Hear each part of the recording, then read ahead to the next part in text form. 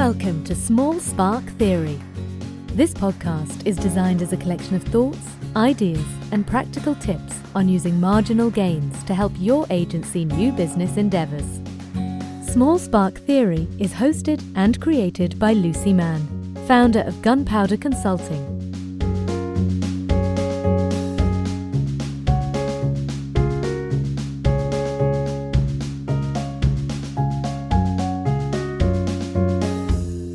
Welcome back to Small Spark Theory. We're here again in hallowed broadcasting ground at the pod at White City Place, the shadow of the former home of the BBC. We're not really worthy, but we're pleased to be here anyway. At the time of recording now, there's a spot of building work taking place here at White City Place. So we've had one or two sound issues to contend with. So don't adjust your sets, listeners. There's a little bit of distraction while we're talking, but hopefully you'll still be able to hear us. So do bear with us. So far on Small Spark Theory, we've been discussing some specific thoughts and ideas on how we can do better. So how we can make the most effective use of our time in marketing and new business. We've looked at PR, communication skills, some planning techniques, planning for growth and lead generation. These things are all great, but lurking underneath all of that, waiting to undo us at any turn, is our productivity, or more importantly, our lack of productivity. Now, we've talked endlessly about how new business and marketing is always under pressure. It's under-resourced. It's easy to ignore when we're busy working on client business. So we really need to make sure that the time that we do spend is really efficient, because there just isn't enough time. Generally, we're creative people or surrounded by creative people, and we've got lots of ideas and inspiration on how to pitch new business, but actually getting things done is another matter entirely. I have to say that productivity is a subject very close to my heart as a gold medal procrastinator and someone whose first psychometric test described her as a starter and not a finisher. So I'm delighted to welcome today's guest on Small Spark Theory, Robert Kelsey, best-selling author, founder and CEO of successful London PR agency, co-founder and deputy chairman of a leading entrepreneurs think tank. Yet Robert left school with 1 O-level and struggled to fit in.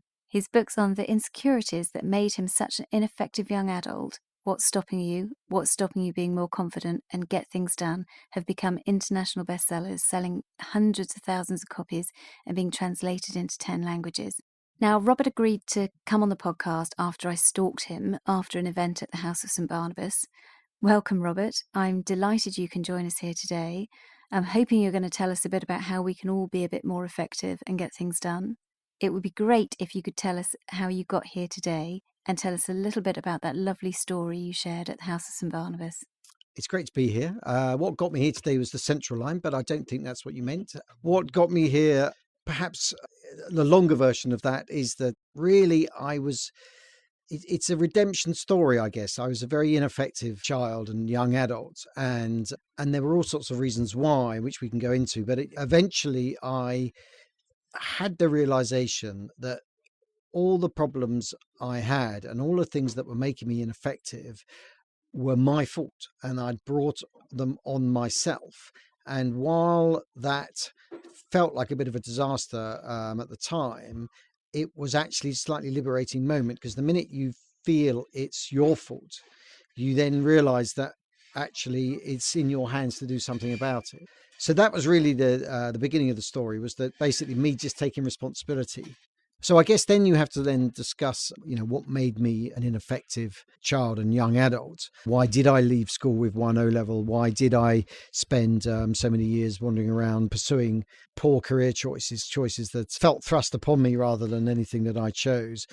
And it was there when I ended up in the sort of self-help section of a lot of bookshops, and read very deeply into popular psychology and into the self-help universe, the sort of Anthony Robbins and the Stephen Coveys and the Brian Tracy's and the many writers that there are on the subject. And I realized that what was happening wasn't that I had any kind of diagnosable condition.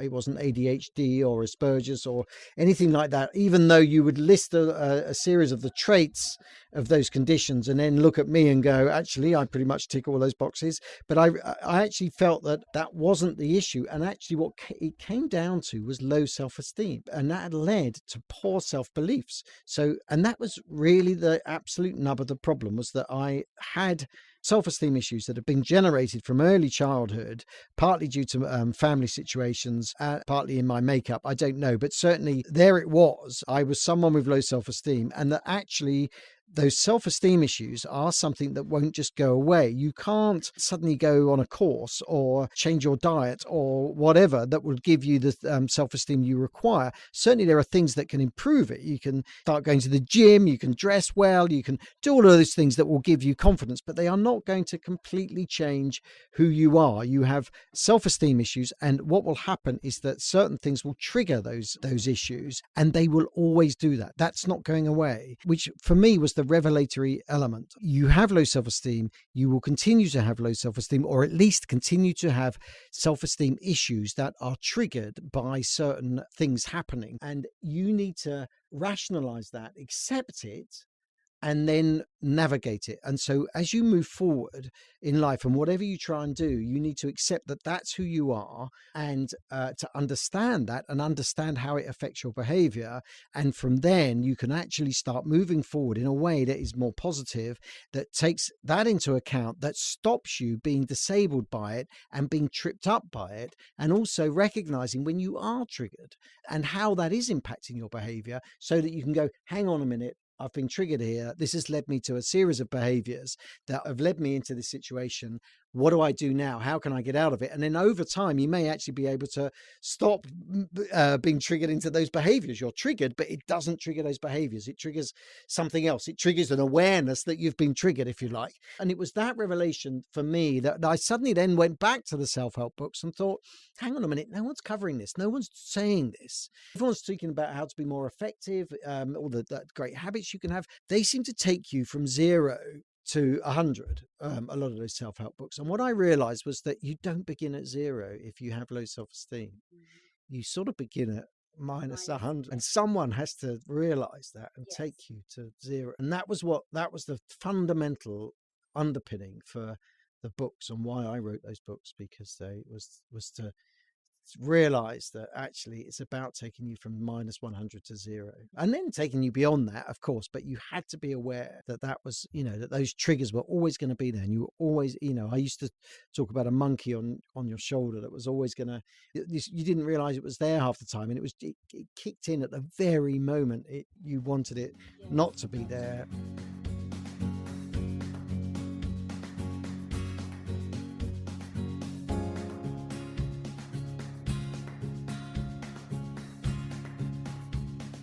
I've been reading your book, Get Things Done. I'm finding it a fascinating read.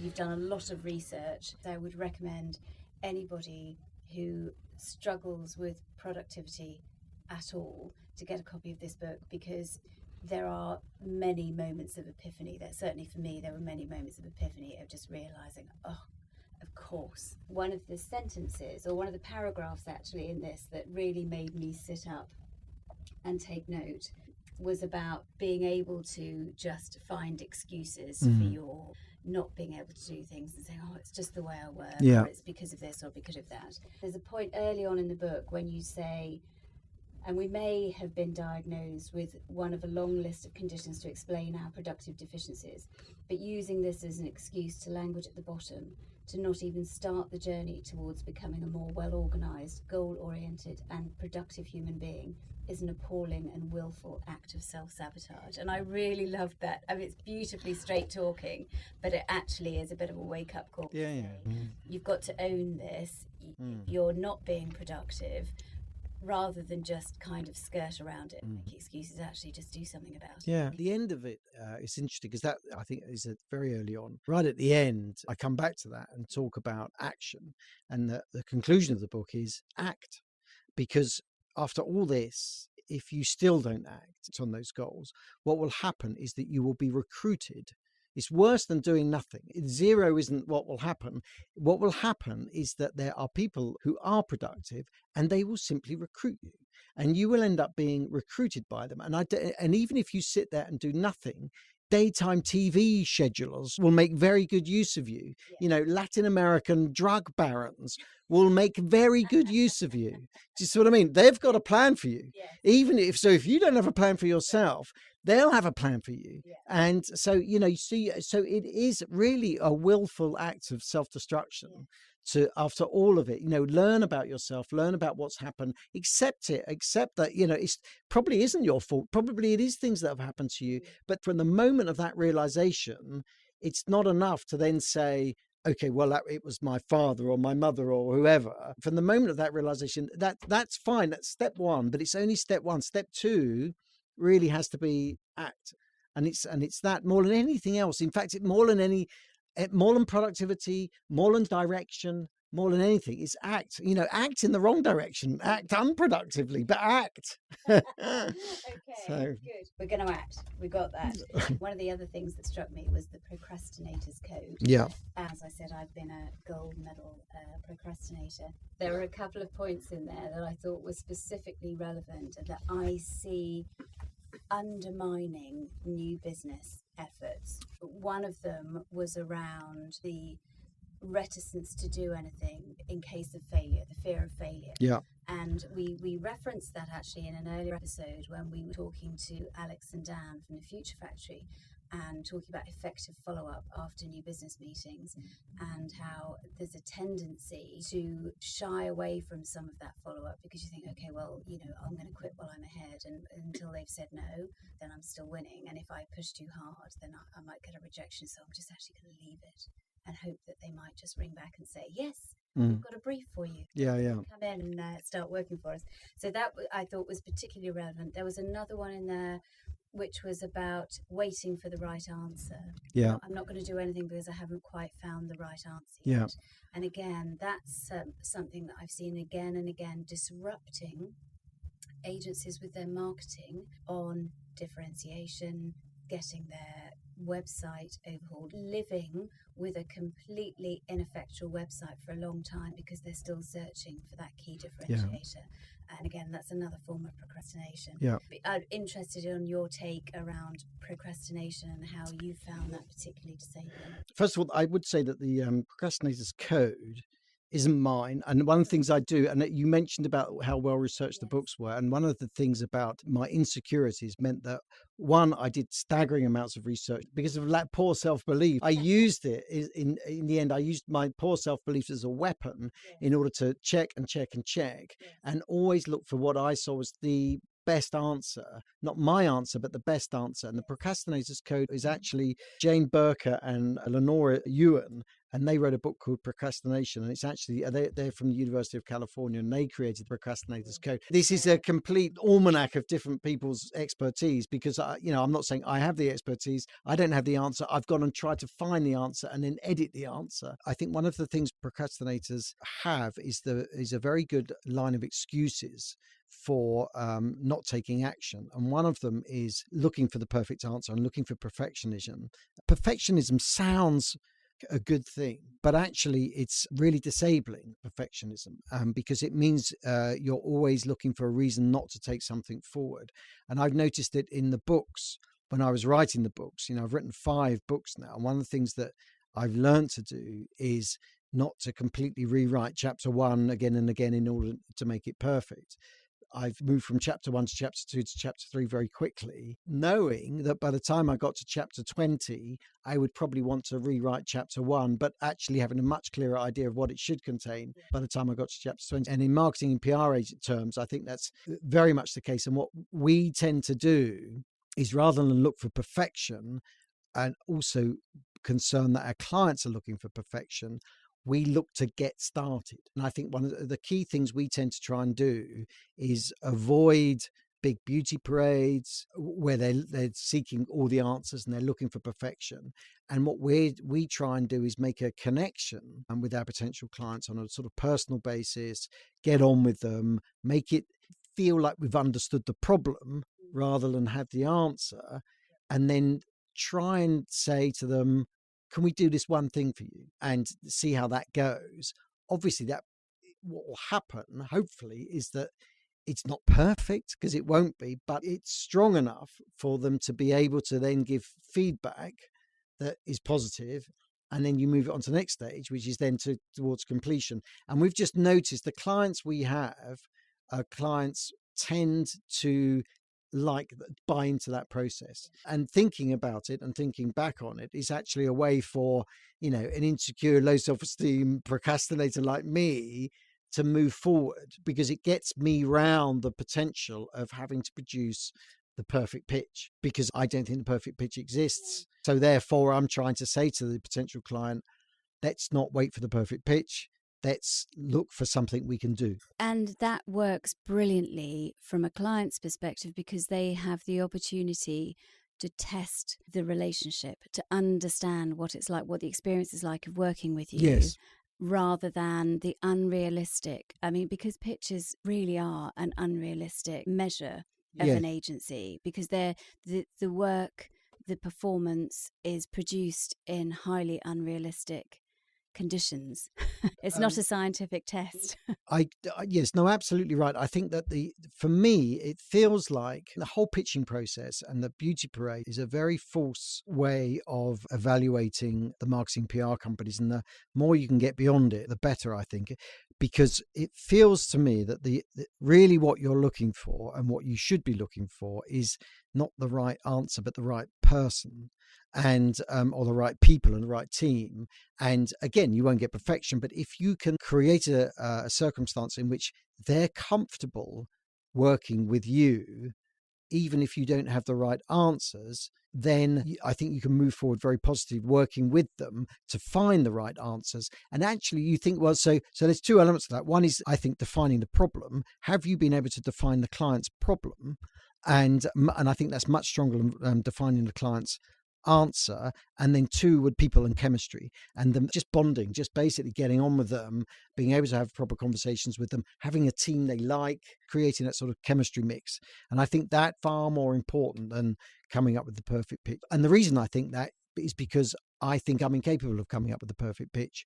And so that's where I gravitate towards. Is I don't turn down beauty parades, but I remember winning one very big account pitch process in Manchester. And I remember, and as I was sitting there waiting to go in on my own with no notes and no big pitch document, but this gang of 7 or 8 people all came out, all very lovely and jolly, and with these big folders that had obviously they'd been displaying. And then I thought, blimey, I'm woefully unprepared here. And I went in and just had a conversation with them about what I saw as the problem. And then when I came out, there was another gang of 5 or 6 big portfolios, and I won the pitch, and there's still a client. So so that for me was a lesson. It's great to have all these great ideas and all these people, but actually what they're looking for is, I think, someone that defines the problem and someone that they can work with.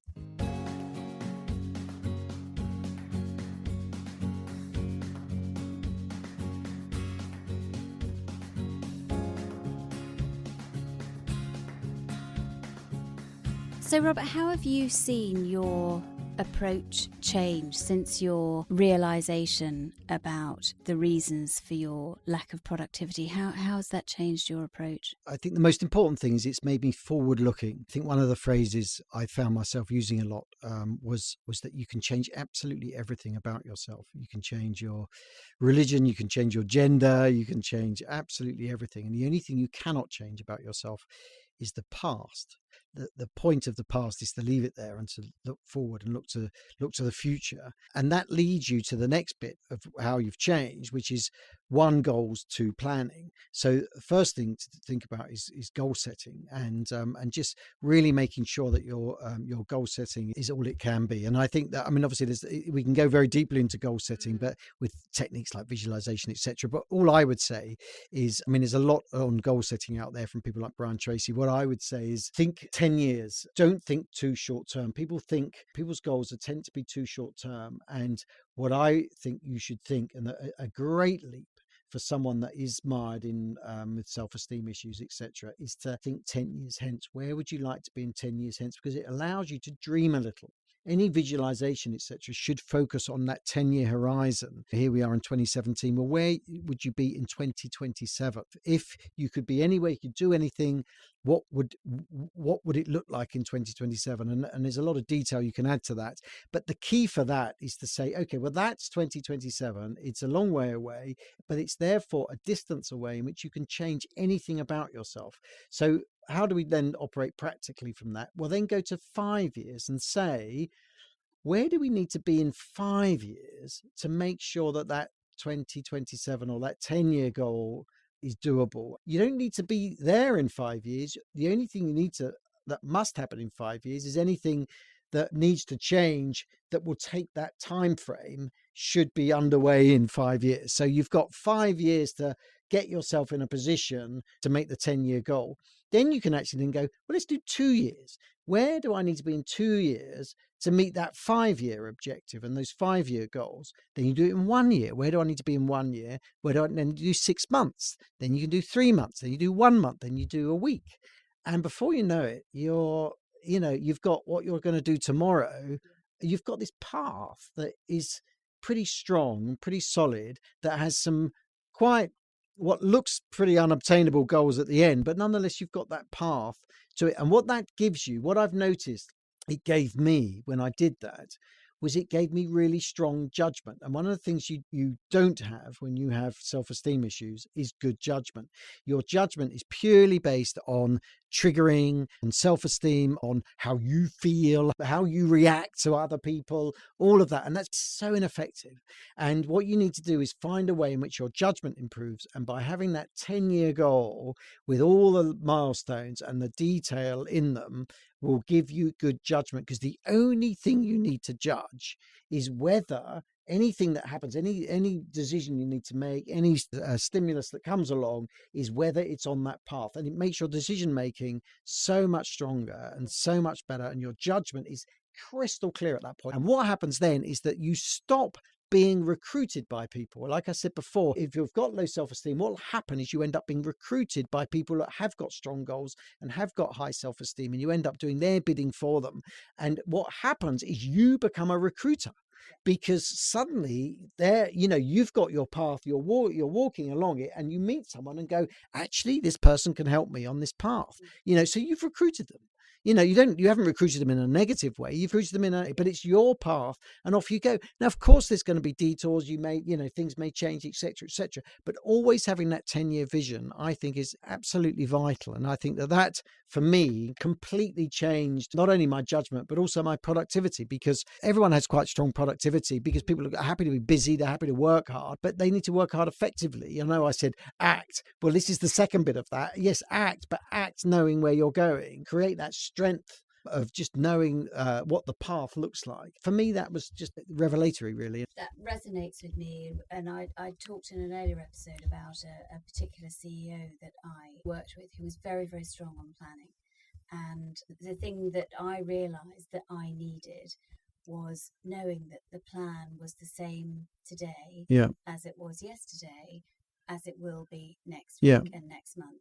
So suddenly it keeps the distractions to a minimum. Yeah. And you know how you're being measured. Yeah. And you know how you're measuring yourself. And the fact that it's staying the same gives you comfort, because it's that focus. It's absolutely that focus. Yeah.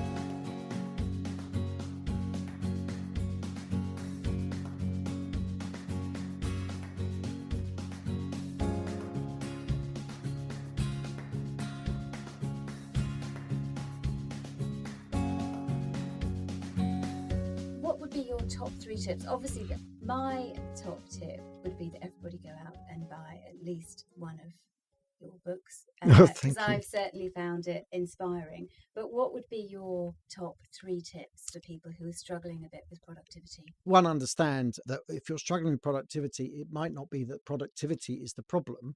It might be that self-belief is the problem and self-esteem is the problem. So I would hope that people would start exploring that and understanding it. And I think that would be tip number 1, is to view it slightly differently. So if you're being unproductive and you're beating yourself up for being unproductive, you might need to look more deeply. The idea that you're just a poorly motivated person, I think is nonsense. It's just that you've not got direction because you've not found what you want. So I think that would be certainly tip number one. And I think that then knowing that it's poor self-beliefs that are the problem, so you don't need to develop self-belief. I think that again is a step too far. What you can then develop is belief in the plan.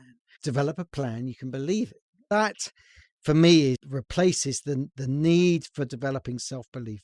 Develop belief in the plan, and so it's almost like outsourcing. It's outsourcing self-belief into a plan, and I think that's another key thing I often talk about in the books, which is a concept known as depersonalization. If you take everything too personally, if everything that goes wrong, you blame yourself, you go back to your default, which is I'm a useless person, I'm unworthy, etc., and that will happen. There's no doubt. It happens to me daily. Is that every time anything goes wrong, I default back. My first default is that I am a bad person. I am unworthy. This is all deserved, blah, blah, blah, blah.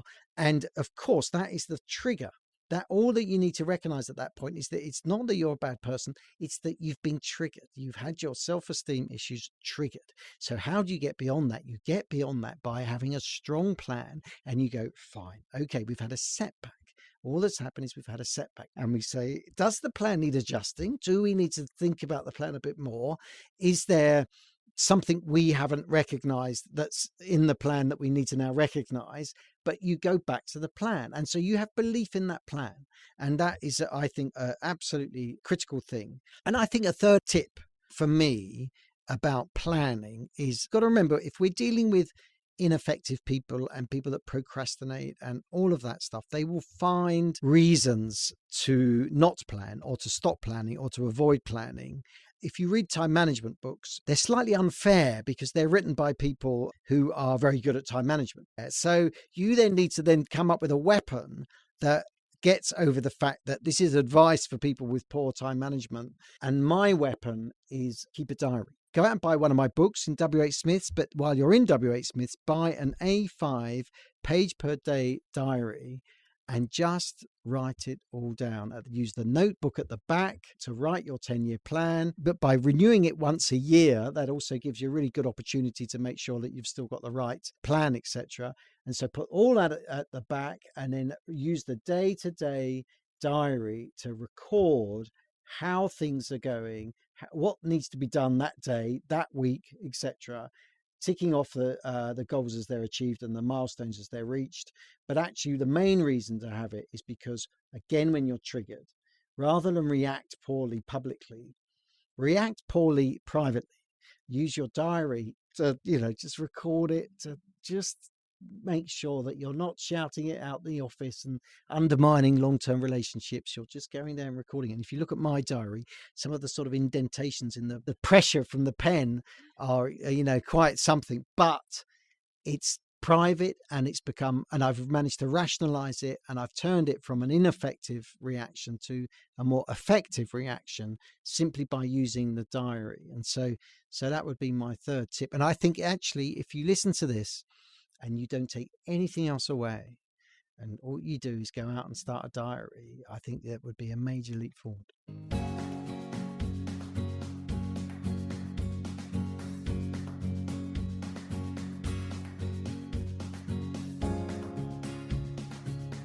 I'm interested to know what piece of advice you've been given over the years that's particularly stuck with you. Well, let's go back to agency life for a bit. Let's keep it relevant on agency life. And someone gave me a very good piece of advice recently. We were struggling a bit in the last quarter of last year. Things were slightly going wrong. Nothing too major, but it was starting to worry me.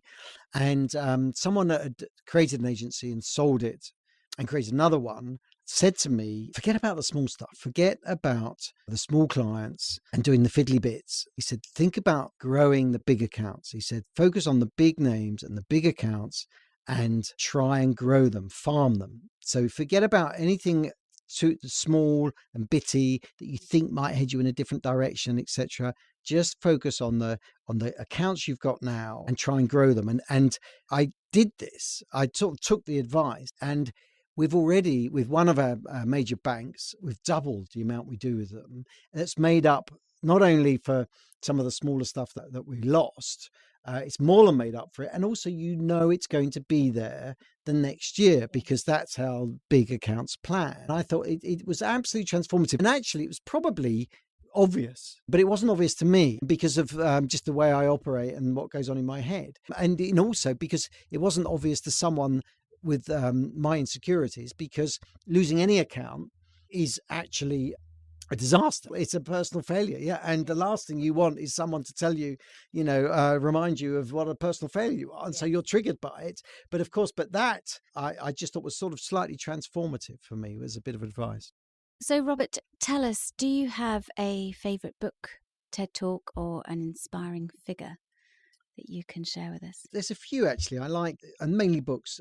Stephen Covey, I think The 7 Habits of Highly Effective People, I think is I think very useful, very strong book. I talked about the 0 to 100 gang of self-help books, but I think that one, I think really from the 0 to 100 gang, I think that's the one. In terms of understanding yourself and understanding perhaps just getting a picture of yourself, I've always liked Viktor Frankl as well, who wrote Man's Search for Meaning. And I think that he was a Vienna-based psychologist in the 1930s. And his whole family ended up in Nazi concentration camps, and only he survived to tell the tale, and tell it he did through this book called Man's Search for Meaning. And the extraordinary thing that happened to him was that despite the depravity of his situation where he was in the concentration camps, what was happening was that he developed this idea of understanding how man endures suffering and how we cope with suffering, and how some people sort of go under and other people don't go under, actually almost flourish, you could say. And he developed this sort of theory. This was while he was in the concentration camp, and what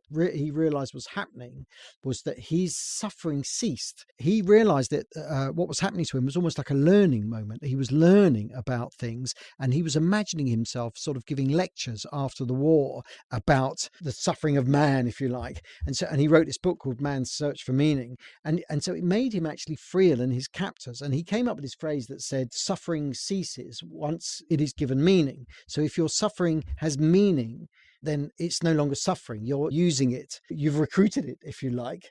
Or even your suffering becomes part of your recruitment for the future you. And I just think that's so extraordinary. I really do. Fantastic. Thank you.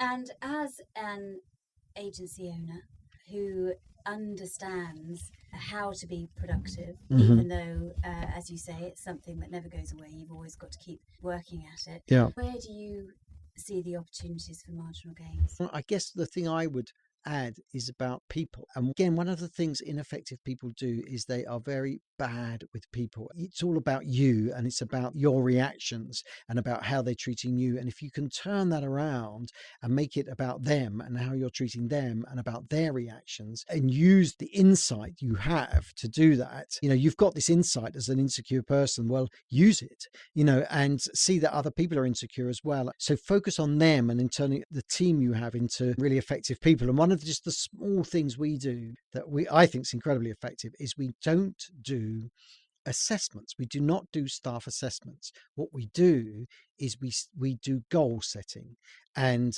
with each member of staff we sit down maybe on a quarterly basis, but most certainly on a half-yearly basis, and we will set goals for them. Now, they're their goals. They're not our goals. They're their goals. And what we've realized is that, we employ pretty good graduates, from top universities. They've got choices. Actually, half of them even have a plan. They've got a better plan than you ever had. And so really what you're trying to do is just create the time in which your plan and their plan coincide. And if you can stretch that plan as long as you can, then so much the better. So therefore, it's not about what you need, it's about what they need to prosper and to help deliver their plan. So let's help them create a plan and set goals, and then help them deliver those goals. But it will become quite clear, even though it sounds like it's not right, that it won't be your goals. It becomes incredibly clear because they know that their goals coincide with your goals, and off they go. And you turn them into incredibly productive, efficient people because that's their goal. And just going back to your point earlier as well, I guess that shift in focus from yourself and the obsessing about yourself and shifting onto other people not only applies to your team and your employees, but also your clients and your prospects. Robert, you've been fantastic. Thank you so much. I know that everybody's going to be able to get something from that explanation of your particular journey. We're going to list all of Robert's books as resources on the blog, so you'll be able to see where you can buy them and find more information. Thank you. Thank you. In time-honoured tradition, we're going to be giving away a copy of Robert's book, Get Things Done. Simply join the conversation on Twitter using #SmallSparkTheory. We'll pick a winner and send a copy to you in the post. Join us next month for another instalment of Small Spark Theory. If you like this episode, please leave us a review or a star on iTunes. You have been listening to Small Spark Theory, a podcast by Gunpowder Consulting. Music is provided by JukeDeck, available via jukedeck.com. Small Spark Theory is hosted by Lucy Mann. The editor is Isabel Jarvis, and the podcast is produced by Rosanna Miles at makemypodcast.space. This episode was recorded at the Pod in White City Place. Visit gunpowderconsulting.com for more information and visit our blog there to download further podcasts. Join the conversation on Twitter at gunpowdertweets #SmallSparkTheory. And if you like what you hear, head to iTunes and give us a star or 5. Thanks for listening.